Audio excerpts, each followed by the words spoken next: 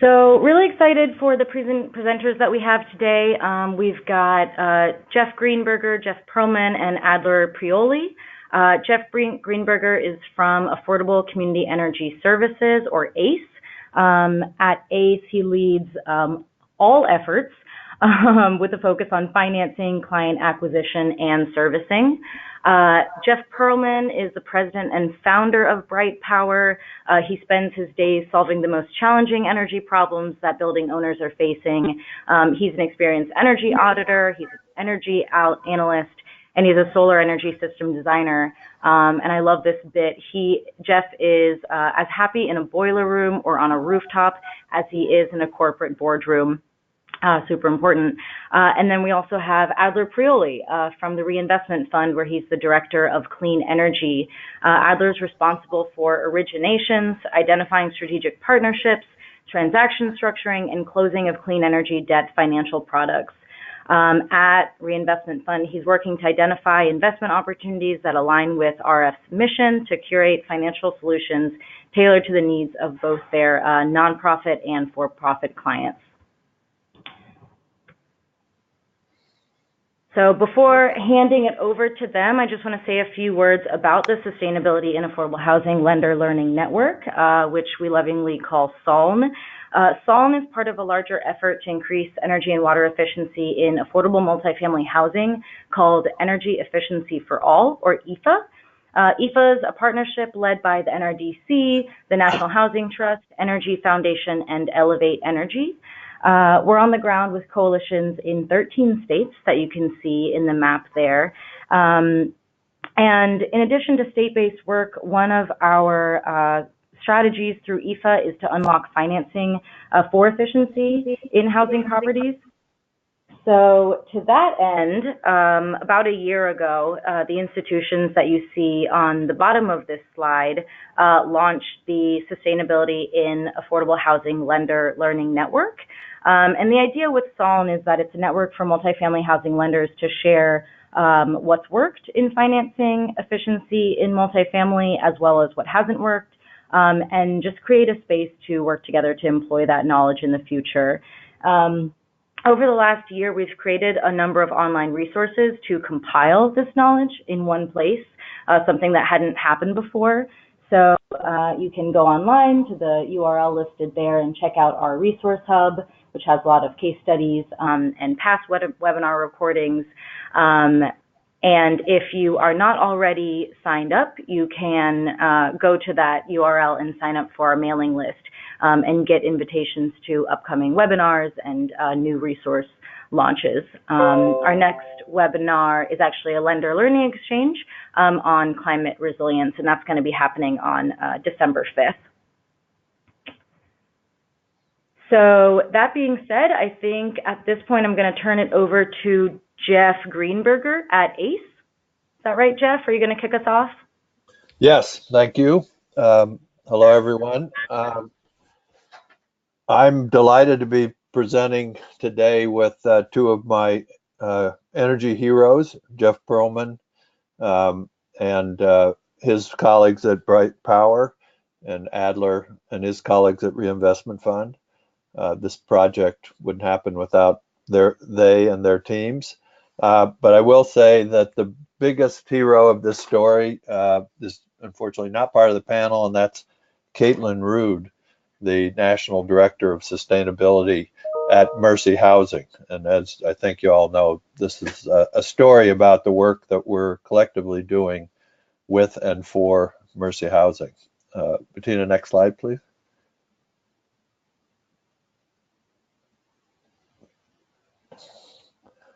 So as background, Mercy, I think, is the largest, but they like to be careful and say one of the largest nonprofit owners of affordable housing in the United States.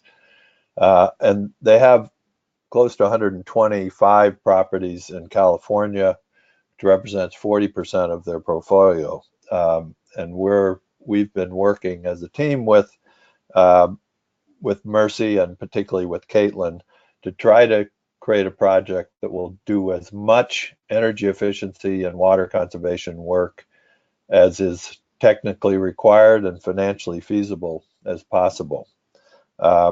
What we believe now is that we'll be able to do 90 properties, around 90 properties, more than 6,000 units as this project.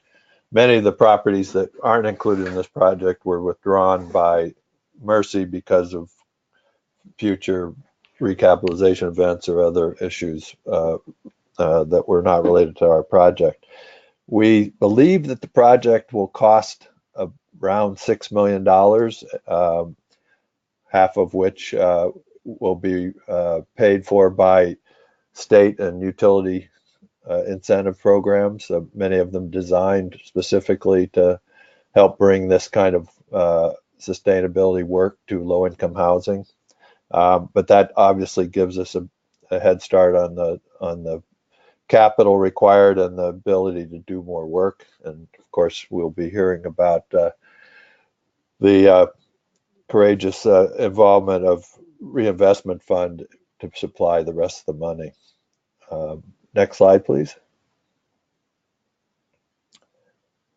So just to give you a little bit sense of the ACE model, we were created originally as a for-profit subsidiary of a nonprofit developer, manager, and owner of affordable housing in Chicago called Hispanic Housing Development Corp. And we were created solely to try to help similar owners overcome the challenges that they typically faced in doing comprehensive energy efficiency. Those, typically that means bringing the resources, the experience, and the expertise, but most importantly, solving the problem of bringing new capital to do that kind of work in the face of very complex capital stacks that exist and which are really locked in place for long periods between typical recapitalization. Our secret, our offering, value proposition that I know was critical to Caitlin and Mercy's selection of us to be their partner in this project, is that we promise to provide all the capital not paid for by the incentives, and this is critical, without requiring a real estate lien on their properties and without requiring them to guarantee anything other than at the individual SPE level to pay what we're owed. And finally, another critical part of our value proposition was that we only get paid from actual measured savings realized by the customer, not deemed savings in most cases. Next slide, please. You can just hit those, still all the things. So again, to get a little deeper, we provide all the resources and expertise and the costs of installing and managing over what is typically a 10-year agreement, which includes managing and maintaining and replacement of anything that we put in, which in large part, in this case, will mean replacing a lot of lamps over the 10-year period. And there's no risk to the customer financial otherwise. They get utility savings, they get new equipment, they get O&M oversight and the cost of all that. And where we do it, and we didn't do it for Mercy, but we also generate, give renewably generated electricity at below market costs where we do renewable energy. In exchange for all that, again, we take a substantial portion of the actual measured savings. The share that goes to Mercy in this case is 20% of those savings, which they get, again, without cost, without risk. And they get the 10 years of O&M, the value of the O&M for the 10-year period. Two other concepts about our model. We started out with the idea of a whole tree approach as opposed to low-hanging fruit. The benefits of that is that measures with shorter paybacks, such as lighting and water conservation projects, allow us to average down the cost of more capital-intensive improvements and reach, as we say, higher in the tree. And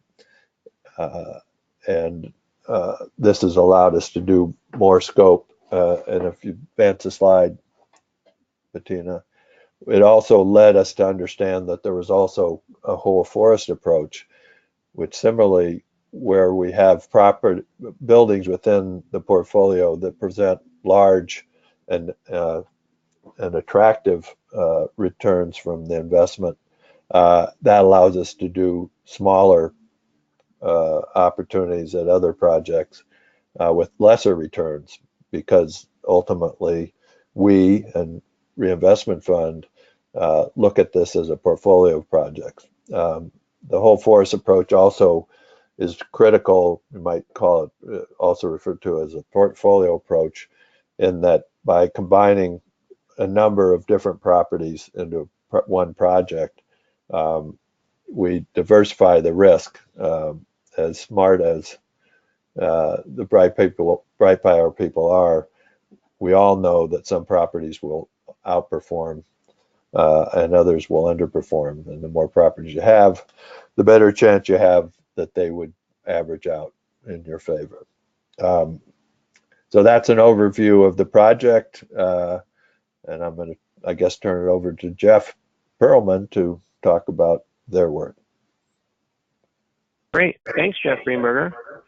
It's a pleasure to be here on the call. And thanks so much for hosting this NRDC. So let me tell you a little bit about Bright Power.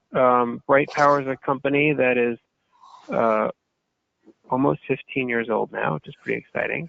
We're headquartered in New York City. We have an office in Oakland, California, which is the office that is running much of the work under this project, since it's Mercy's portfolio in California.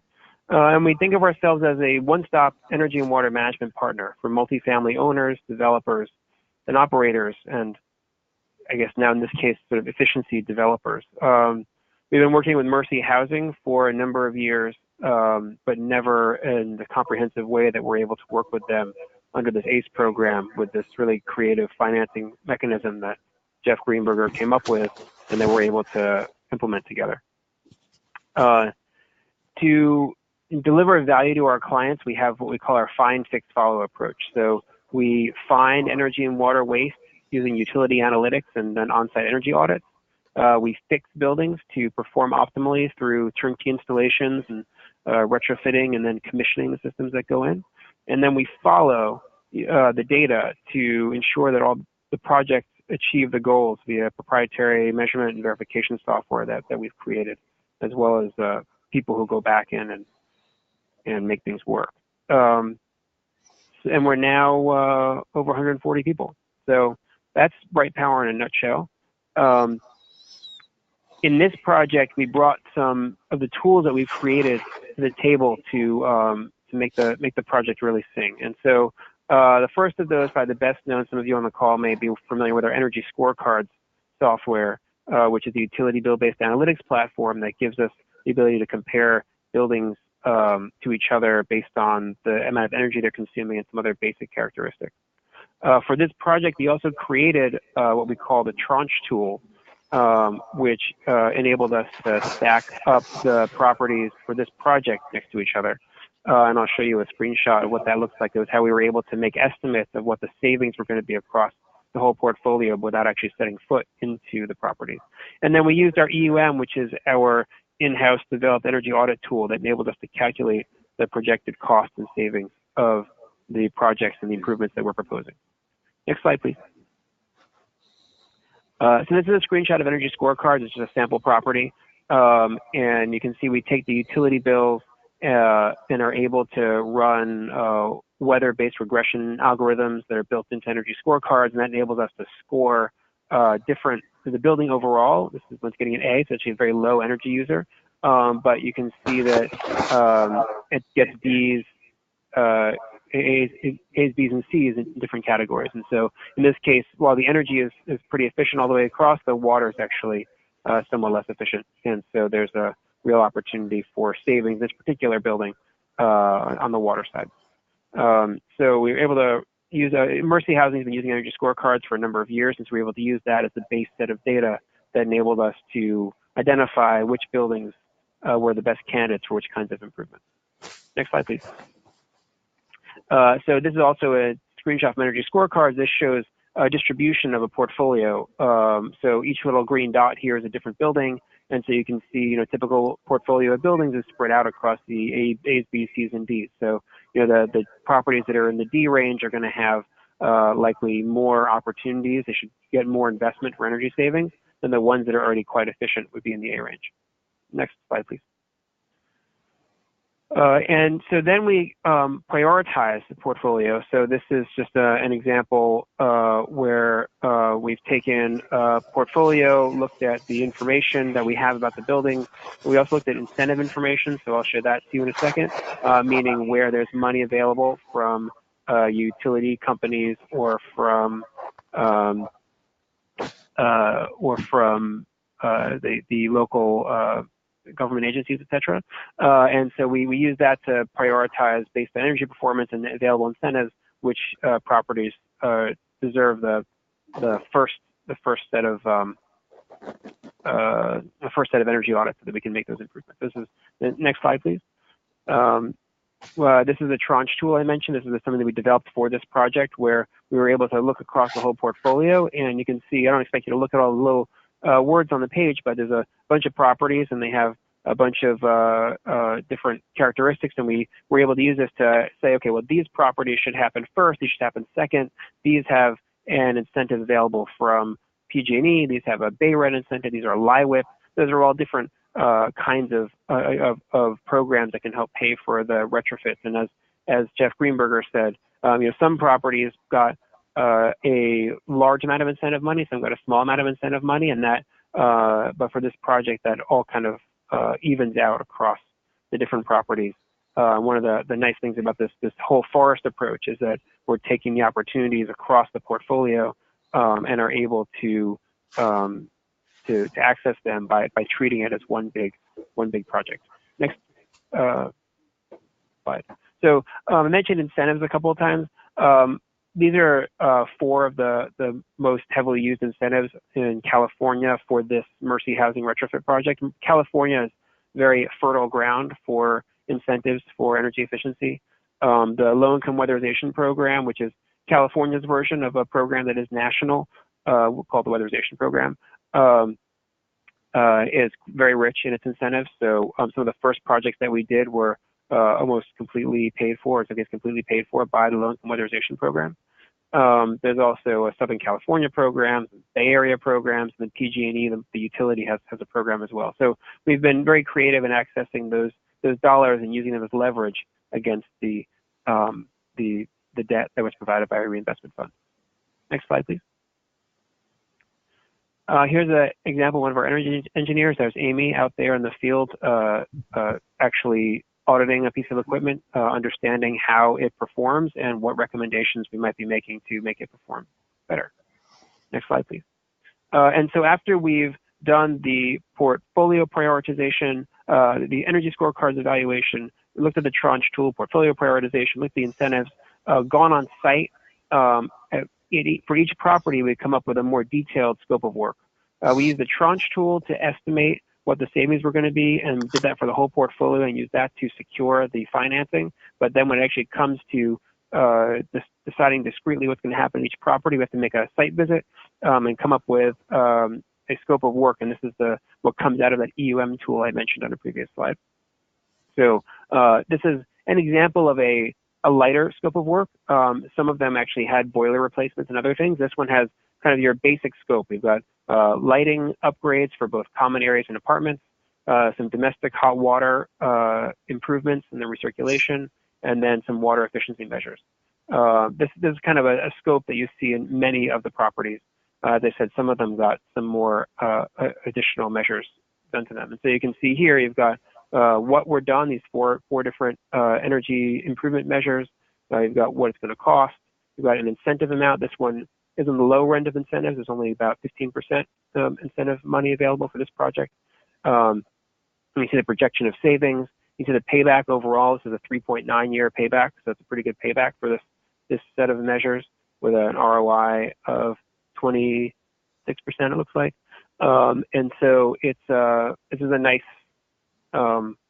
scope for a sort of an average scope for one of these projects. And next slide.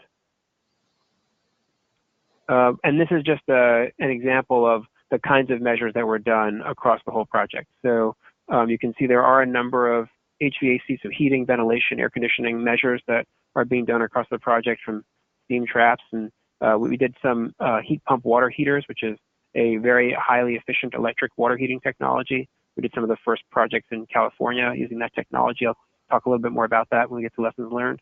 But we also worked with some older heating systems. Believe it or not, in San Francisco, they still have some steam heating systems in the same way that we have in New York, Chicago, and some of the other older cities. A lot of lighting upgrades, some appliance upgrades in some cases, and then water efficiency improvements, a lot of low flow fixtures. One of the kind of sleeper measures that's actually very impactful is this one called replace tub diverters. So for those of you who've ever taken a shower, hold the little stopper in the faucet up to try to make the shower go on and have the water dripping down onto your feet or sort of going down the drain, that's the tub diverter. And so actually replacing those things can be a big savings of hot water. And next slide, I believe I'm going to hand it off to Adler now. Thank you. We could go to the next slide, please. So this is Reinvestment Fund. Before I speak to the slide, I just want to acknowledge that Roger Clark has been a huge part of our work at Reinvestment Fund since the 90s. He's helped us raise some private capital and public dollars that we've used to create a number of revolving loan funds, which helped get our clean energy practice started. And so since 93, we've provided over $120 million in clean energy financing for a range of projects, including energy efficiency generation, portfolios of consumer loans, and real estate energy measures. We have about $1 billion in assets under management. We're AA rated by S&P, AAA plus from Ares, and we have a lot of experience in lending energy efficiency projects. We first started off doing gut rehab energy installations and have moved up the chain to do projects with energy services companies with shared savings agreements on a range of projects, from community facilities to hospitals. And the last point is over time in working on these projects, we've developed a fair amount of analytical capacity and expertise. So we understand the savings models. We will routinely use our own third party to corroborate energy savings. We want to understand the technical component of what is being engineered into facilities. And so we're usually looking to understand those parts, understand their warranties, and the products that are being put into that we're financing. Next slide, please.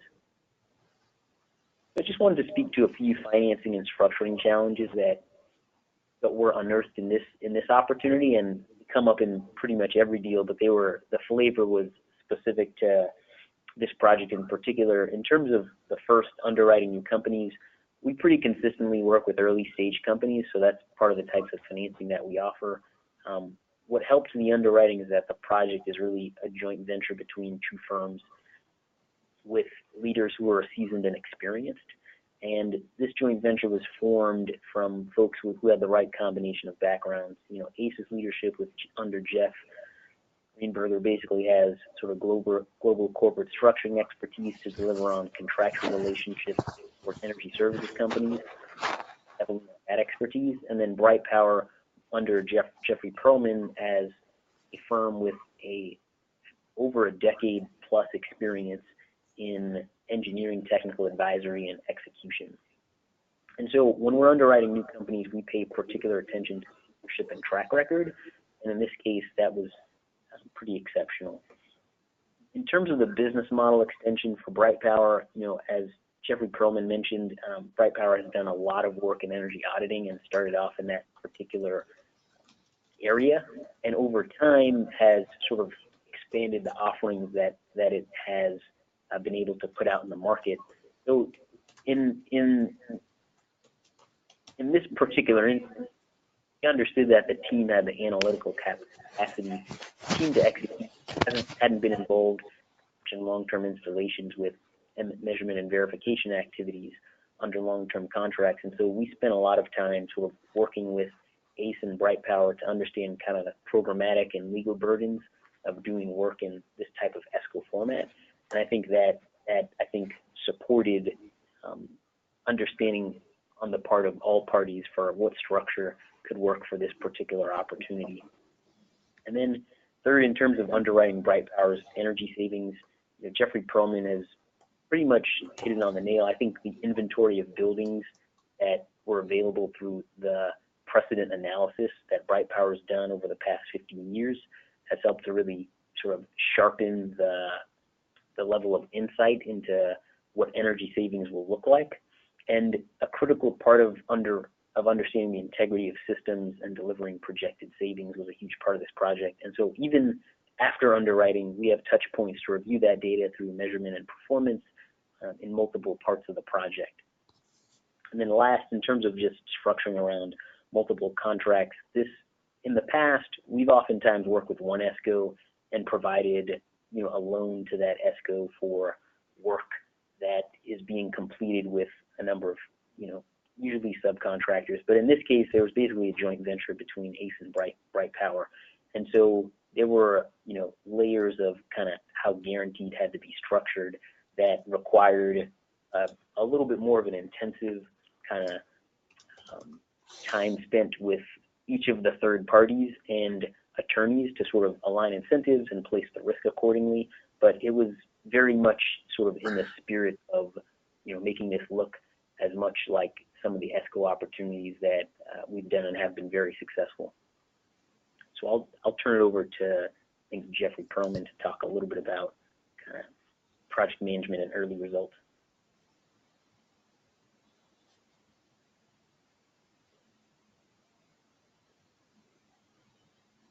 Okay. Jeff Greenberger, do you want to jump in on this, or should I just? Go ahead. Yeah, go ahead. Great. Excellent. So this is a slide just to help everybody see what the whole mapping is for this project. Something that I actually created internally for my company, but I'm happy to share with everyone here. So you can see all the players, right? So we've got ACE, you've got Bright Power, you've got Reinvestment Fund. There's this project-specific entity that ACE created called ACE Mercy California. And then there's Mercy Housing, of course, which owns all those properties, represented by A, B, and C here, but obviously there's almost 90 of them. And so the orange lines that you see there are the initial flow of funds. So Reinvestment Fund funds ACE Mercy LLC, and the utility and government incentives help come mostly directly to Bright Power, and then all those funds come together and enable us to pay subcontractors so that we and our subcontractors can actually perform the retrofits, the upgrades to the building. Once the retrofits are completed, then they begin to generate savings. So if you can click one more time, Bettina, as those properties A, B, C, all the way through 90 generate savings, large portion of those savings gets paid back to the ACE Mercy LLC, which then repays Reinvestment Fund for its debt service and pays Bright Power for ongoing operations and maintenance services, and obviously ACE itself, ACE Affordable Community Energy Services, actually gets some payment out of the project as well. And so overall, that's what the map looks like. Yes, we hope, exactly. And I guess the last line, if you click one more time, Bettina, is the ongoing operations and maintenance services that Bright Power is providing. And so that's that red line that fills it out. Jeff Greenberger, did you want to say anything else about this before we move on? No. Okay. We'll catch up later. Thank you. Excellent. Great. Okay, so we'll now go to the next slide.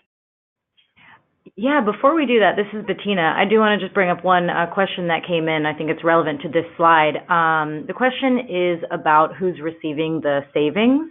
Are any of the savings staying with the properties themselves, or are they flowing to first this SPV and then to Mercy,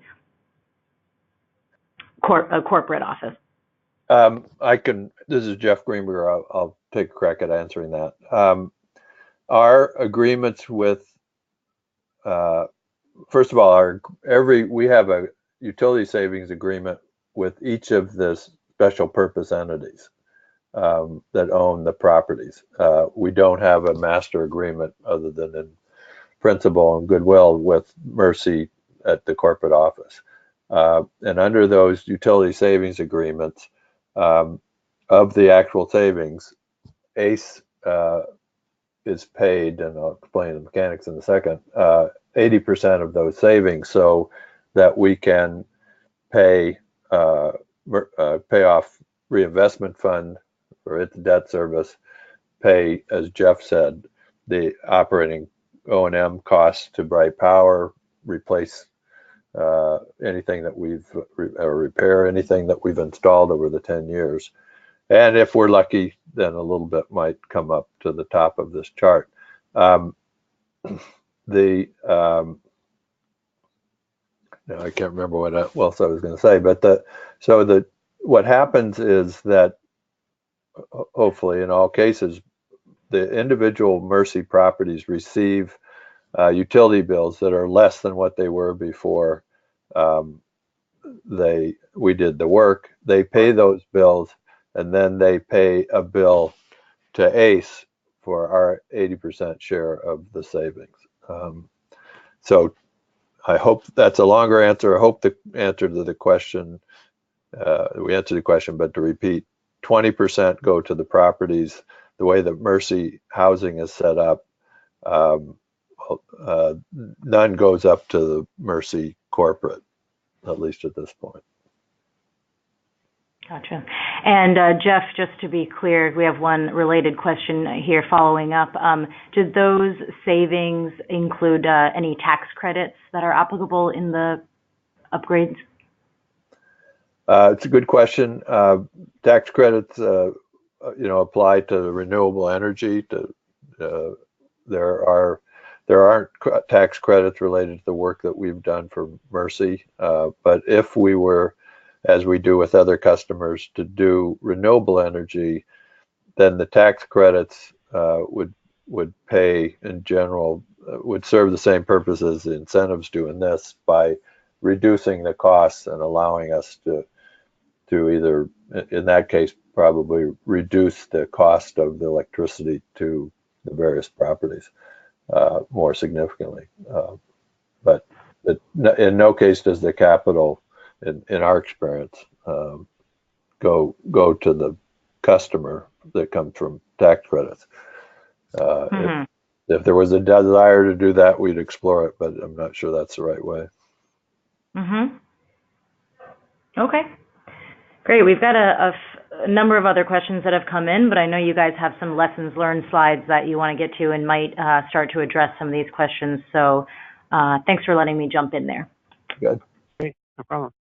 Okay, we'll go to the next slide and just give you a sense of what happens after the work is done. So here's some of those heat pump water heaters I mentioned before. Here's Daniel Chen from our staff smiling, happy that the heat pump water heaters are installed. So we go on site and make sure that the things actually were installed properly. We'll go to the next slide.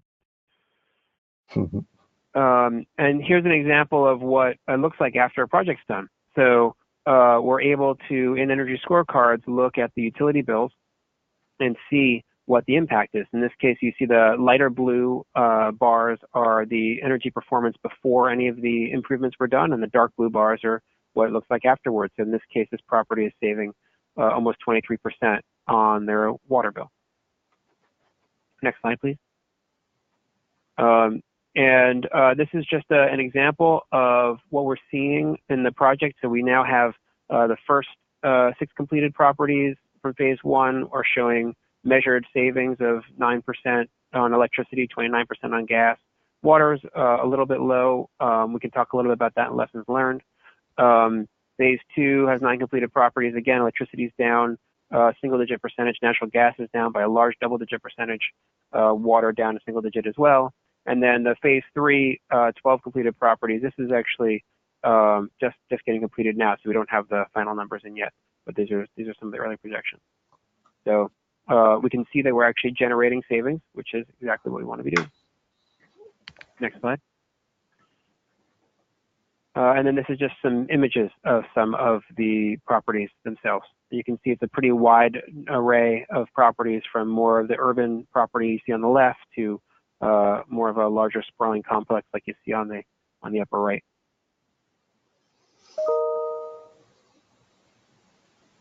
Okay, lessons learned.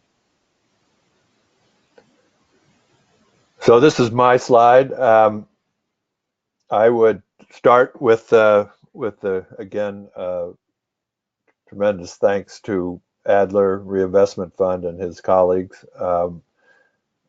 He touched on some of the difficulties of making the loan that we said we would get in our promise to our customers. If you think about the way lenders appropriately think, they first say, well, what's the cash flow that will repay our loan? And Reinvestment Fund is out there in front on being able to evaluate and recognize the savings that could come from energy efficiency and water conservation. And I think they understood the portfolio approach, which we'll talk about in a minute.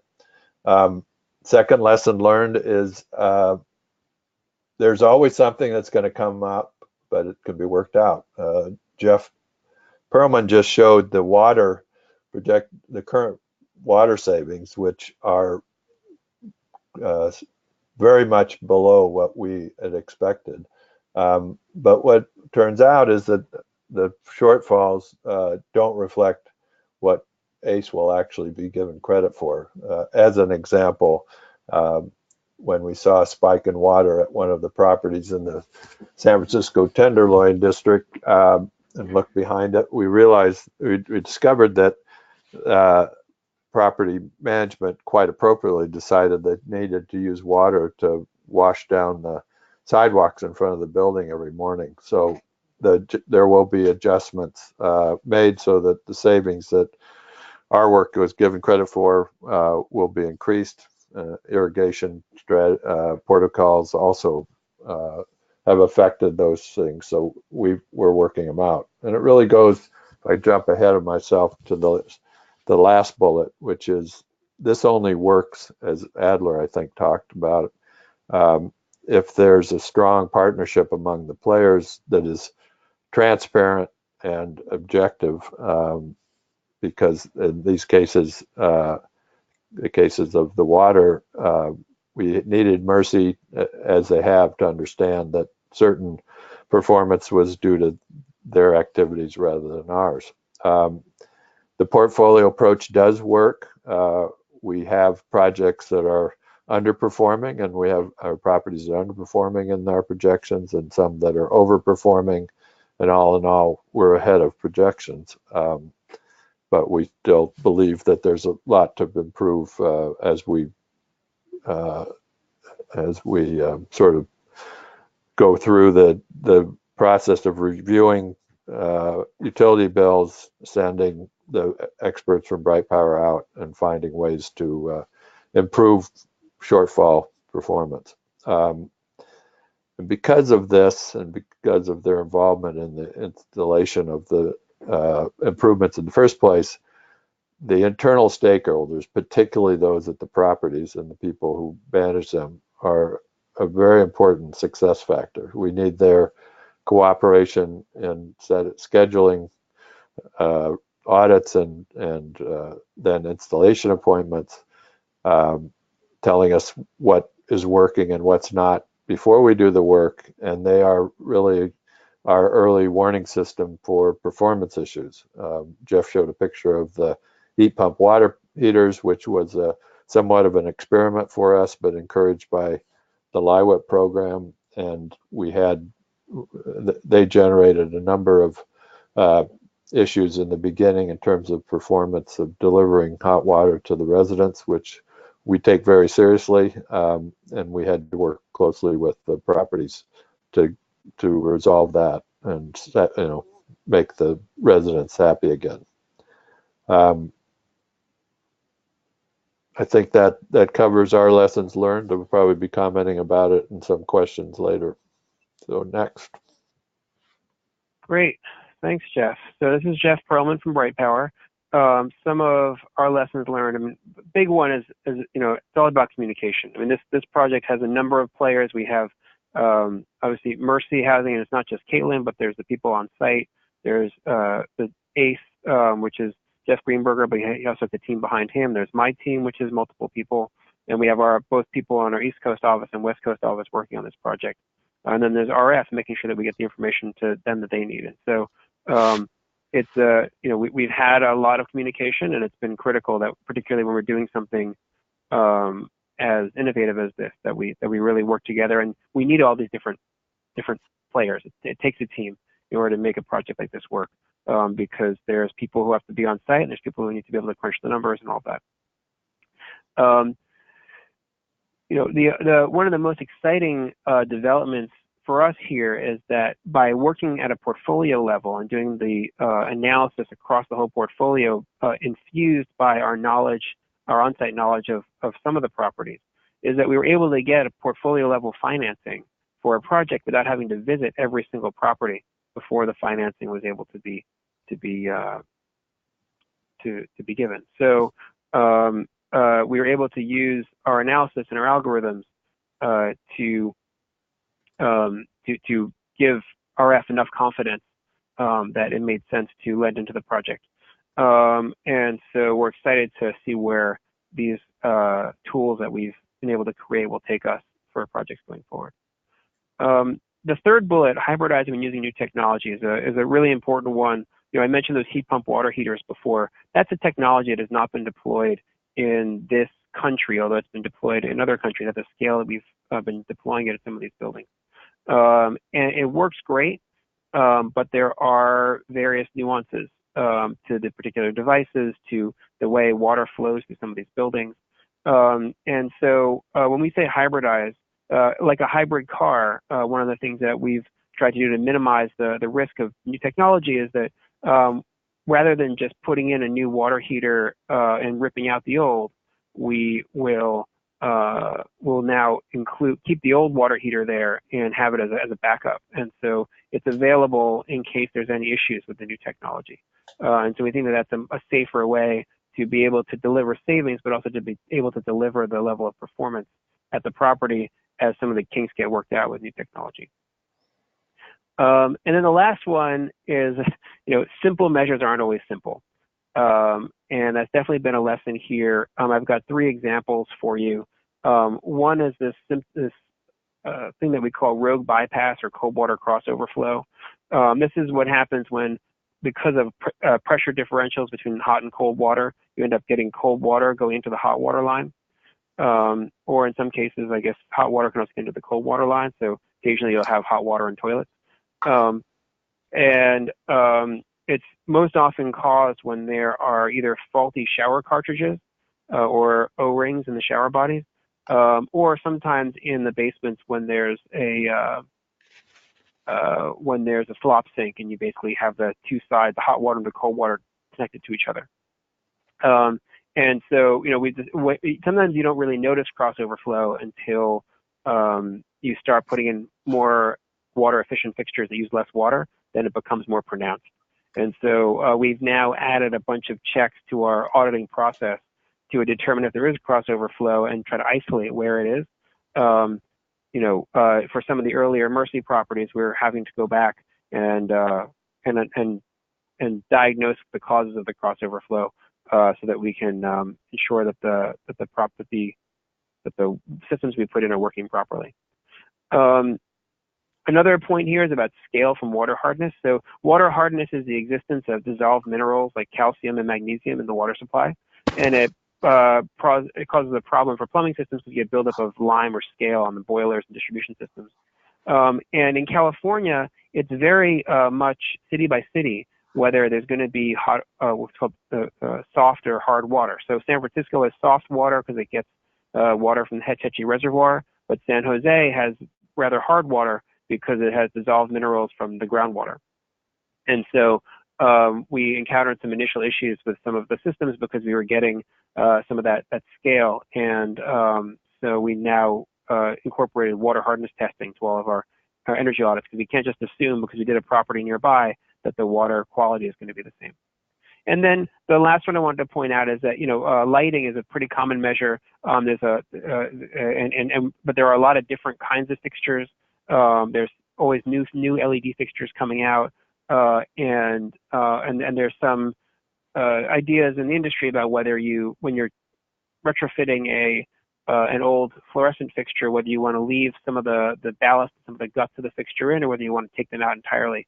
And so I think we've come to the conclusion that you want to take out the guts, the ballast, because sometimes those ballasts burn out after you go in and change the lights, and no one's happy about that. So we've learned some lessons about how to make sure that we do these projects at scale, and that sometimes the simple things like water and lighting have more nuances to them, particularly when you're doing them at a scale like we're doing them in this project. And now to Adler. Sure. So a few points. The first is just documenting construction management activities with the third parties. And so we anticipate that this would be sort of, a year plus time to construction completion. And to help, ACE and Bright Power to schedule for construction delivery, we've collaboratively developed sets of milestones for monitoring pre-development activity, the scope of work required for each project before, on the Reinvestment Fund side, we can advance funds. And we jointly documented this process pretty extensively in our legal activities, just to bring clarity to each of the parties for management of resources for the project, and also for Reinvestment Fund's requirements around before we put money out of the door. And then second, in terms of planning and executing a more extensive portfolio management process, Reinvestment Fund typically has projects with more predictability in construction delivery, more linear process to get to construction completion. This project is far more iterative. The scope can change in pre-development more routinely. And so for a project of this magnitude, we had to plan to be more involved in the construction disbursement, the portfolio management, the budgeting and monitoring in a way that is more involved than our standard projects. And we have a lot of confidence in ACE and Bright Power's technical execution, but this is just really large, and so we want to just be more involved in other projects, and I think both parties have found that to be pretty appropriate. And then last, identifying potential legal complexities. Typically this is something that we do, but the full nature of kind of this project, the joint venture between ACE, Bright Power, and Mercy, kind of only emerged as we were working towards closing, as well as kind of, allowing this sort of the business model for Bright Power to fully emerge. So ideally, this is something that we do earlier, but just given a lot of the upfront analytical work going into underwriting this, looking back, I don't think this is a reflection on the partners, but more of a reflection on, the magnitude of this project, the scale of it, and some of the limits of what we could lift at one time in each phase of underwriting and diligence. But I would say, we were able to get to the finish line without many hiccups, and as the project is being developed, we've had a very close relationship, more than other borrowers, because we also have an interest in this being successful and want to provide the full resources and guidance even after we've approved this and memorialized it in our legal documentation. So I'll pause there. I think those are the end of my comments, and I think we're ready for Q&A, Bettina.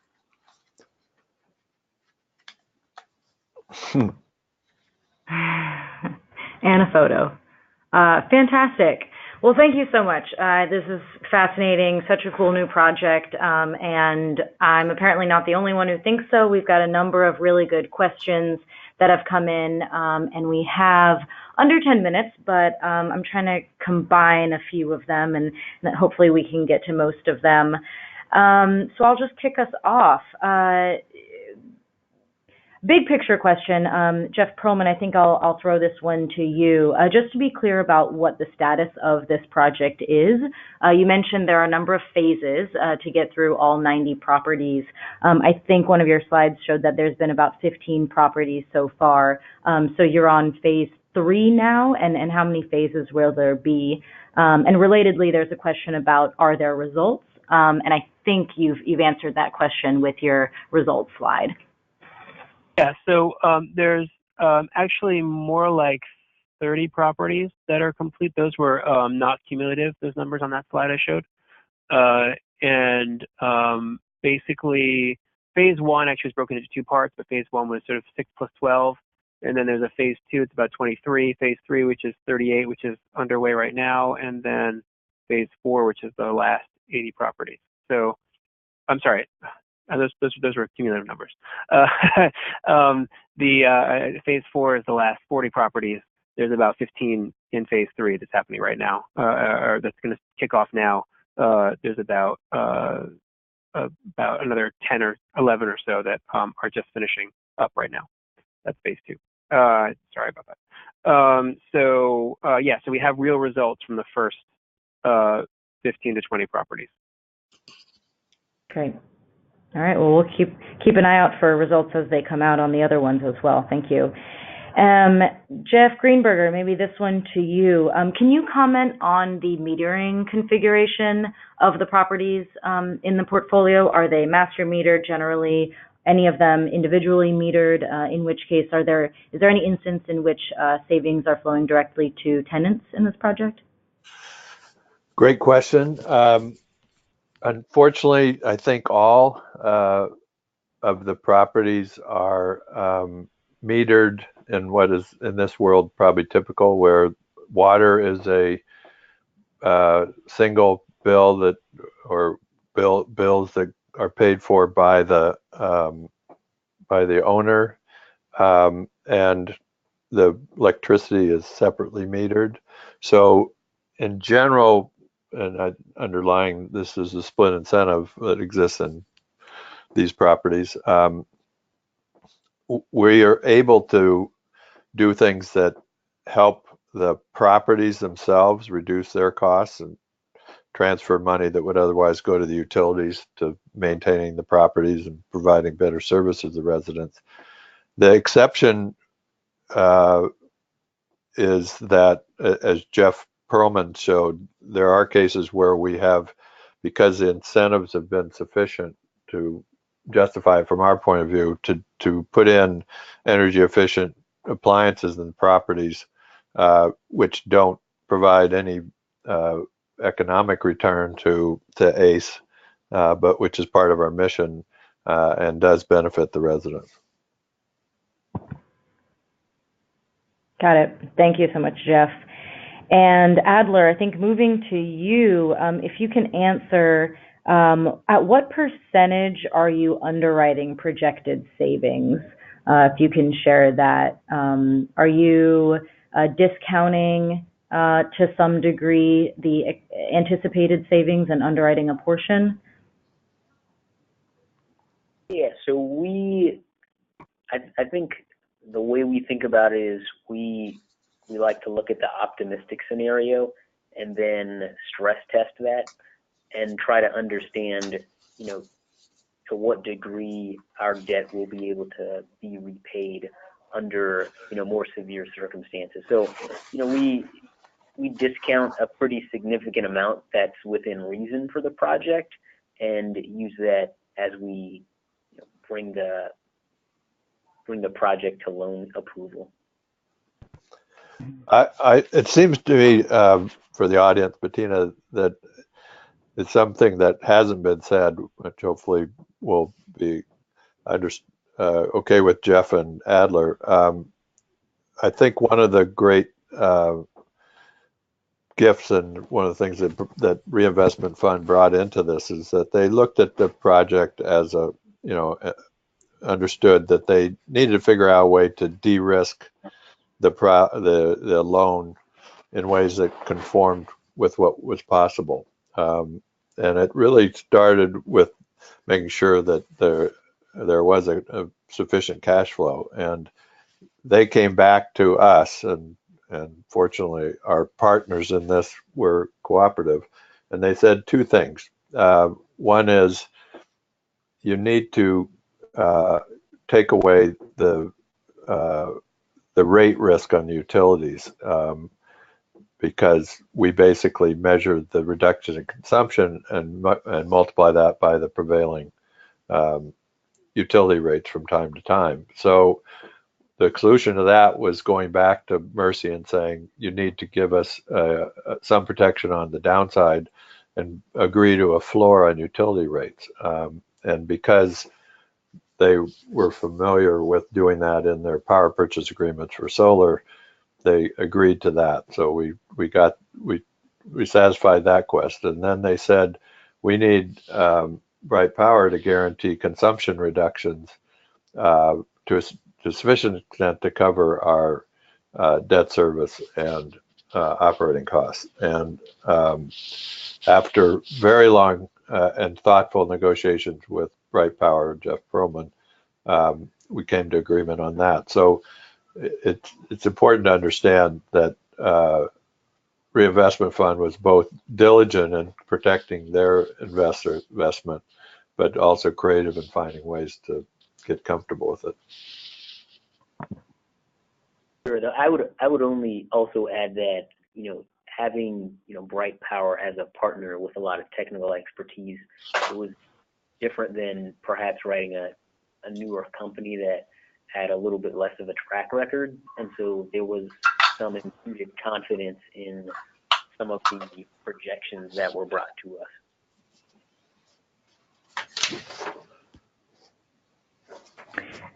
Thanks, Jeff and Adler. I know we're coming up at 1 o'clock here, and we haven't gotten to all the questions. There is one that I'm particularly interested in, so I'm going to just use my privilege to go over a minute or so. And the question is, on the EUM slide, the financial performance tracking has a column for added property value. Someone noted that and is wondering, if that is also factored into the overall financial equation, Adler, for you or others, if you're using that information in some way. The short answer, this is Jeff Perlman, is that this project I don't think is looking at the added property value, because that doesn't really go into the financing, the way this is financed. That's a slide and a layout and a column that we use for many of our clients, and probably more applicable in situations where the owner is paying for the retrofits themselves and then are able to kind of realize that added property value directly. If anyone else wants to jump in. I think that's right. We did hope that Caitlin would shared that with her colleagues as she went through the long and amazing process of gaining buy-in at all levels of her large organization. But it didn't go into the financing. Because, again, obviously because Bright Power and we did not have a lien on the real estate, which is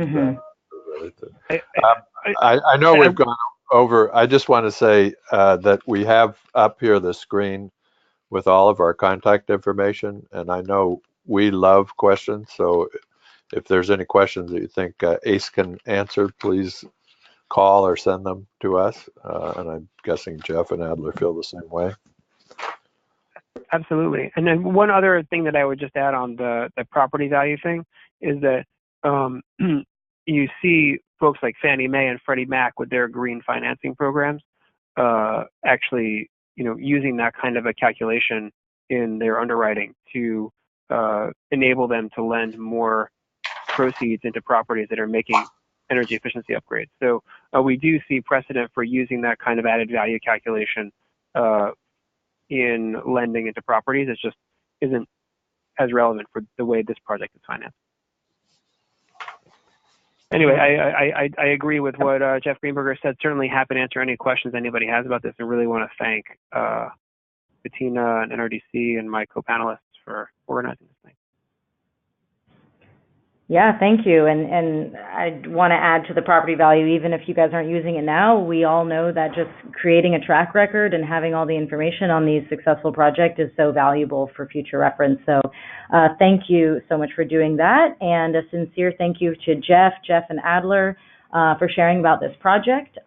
We didn't get to all the questions, so I'll definitely be making some connections here in the next couple days to make sure that our attendees get their questions answered. And like I said, a recording of this webinar will be posted online, and you'll get it in your email to share with your colleagues. So that's all for now. Hope to talk to you guys again soon on December 5th on our next call on climate resilience. And I hope everyone has a great day. Thanks, everybody. Thank you, everybody. Thank you.